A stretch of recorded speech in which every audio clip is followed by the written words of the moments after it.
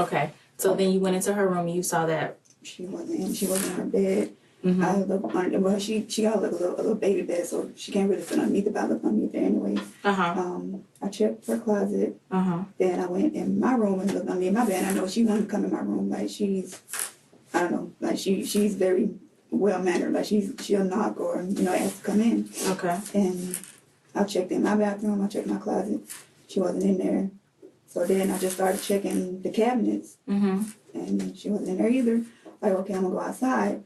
And I checked my car just to be be sure that, I definitely didn't leave her in the freaking car. Okay. So I looked underneath the car. She wasn't there either. Note that there's no real emotion in Brianna's voice as she talks about looking for her child. Okay, and then what?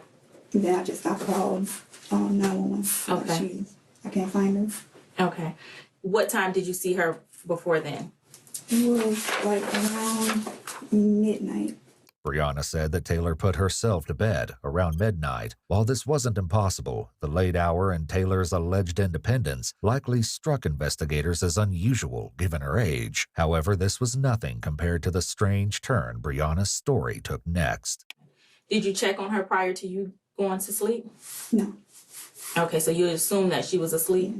Okay. Did you hear any noise coming from her room or anything like that? Not from her room, but there were like, I can't even explain it. Like there were like when you're dragging something or you moving something, but it was coming from upstairs. And either way, like I'll just grab my gun and, walk around to make sure, okay, there's nobody in here. Coming from upstairs of the house that you're in? And there are no stairs. That's the part that I didn't understand, but it definitely sounded like it was coming from the roof. Okay. Did you wake up hearing this noise? Yes, like the little whatever noise it was. It sounded like it changes. Like sometimes I can hear like near where I sleep. Sometimes it's like back towards the kitchen area. Okay, and it sounded like dragging noise. Yes, it's like somebody's moving something or walking. So you said you grabbed your gun. So you have a gun? I grabbed my gun and then. Did you check the house? Yes, I walk around the open spaces that I know people can come in through, and I didn't see anything. Did you go outside and check? I didn't go outside. Okay, so you just checked around the house? Yes. Did you go in your daughter's room at that time and look in? No. Okay. Brianna said that she didn't see anything amiss when she searched the house and that all the doors were still locked. Still, if she was alarmed enough to arm herself before walking through the house, it makes no sense that she wouldn't take a few seconds to check on her sleeping child. Some of the officers and residents shared a similar sentiment. May. And I understand she was in Tuscaloosa? Yeah, she was with my mom. Okay. Your mom, who's your mom? Carissa. Carissa. And how long was she in Tuscaloosa? When did she go there? That was off and on. She's been there pretty much all summer, actually. So you went down there to pick her up and brought her back here for one day? Over the weekend. Because it's only like 7-8 hour drive. Like, I used to drive from Virginia to Alabama over a weekend, and that's 17 hours. So. Okay. So you bring her back on the 31st. How long was that visit? That one was since the beginning of October. So the full month she stayed in October with your mom, Carissa. And prior to you dropping her down there October 1st, or the first part of October, when was the last time she was there before then? Like the first week of September she was here. Mm-hmm. I think whenever the storm hit. Would your mom be able to tell us what days when she last saw your daughter? So I think we have her number, right? Yeah. So if we call her, she's going to say that she saw her in the month of August. Yeah. Okay. Brianna had no way to know that the police had already spoken with her mother, and they would confront her with what Carissa told them soon enough. Okay, so when she was here with you, during the weeks or weekends and you had to work, who was watching her? Oh, no, like when she was here, like those days that I'm off. So no one is watching her besides me. So since you've gotten back on the 31st, you have not been to work? No, okay. I'm still on leave. You're on on leave leave until this morning. How long have you been on leave? It's been since October the 29th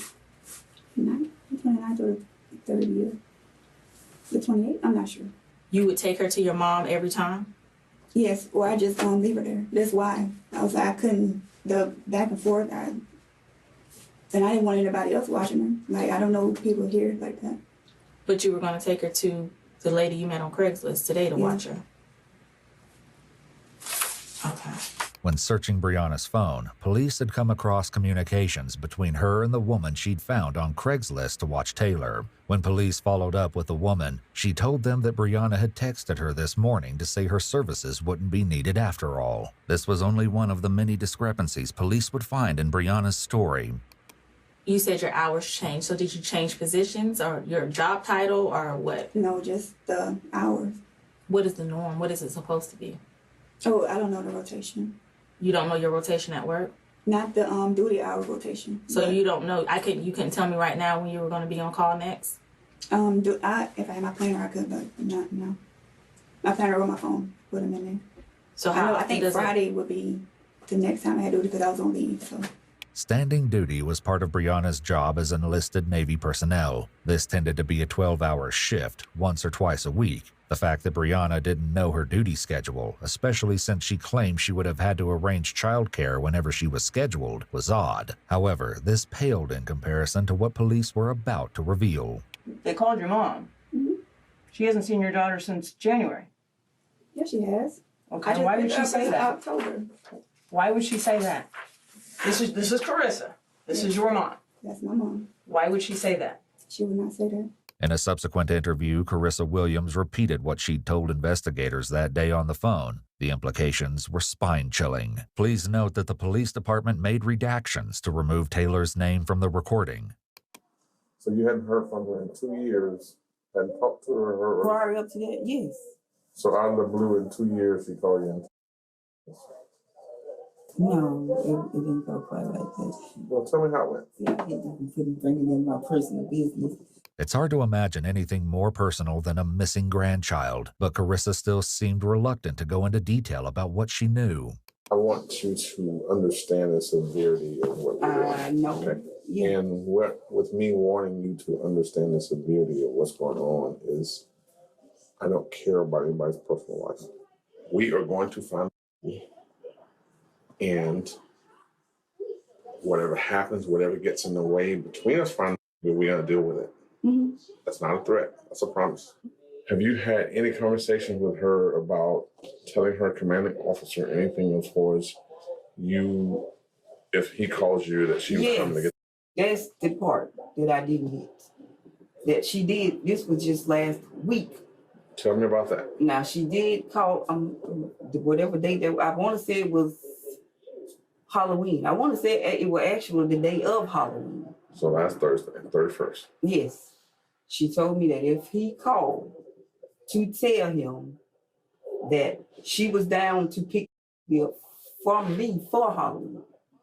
Mind you, I haven't seen it in 2 years. So I'm thinking like, well, okay, she just met this new guy. Maybe she, took a little time out to go meet him or whatever. And she just used that lie to get away. But I couldn't tell you. She said, so I'm like, where is, matter of fact, I asked her that day. I said, well, what's doing? She said, oh, she in the back seat. So I'm like, okay. But she never did put the phone and say, hey, I never did say anything.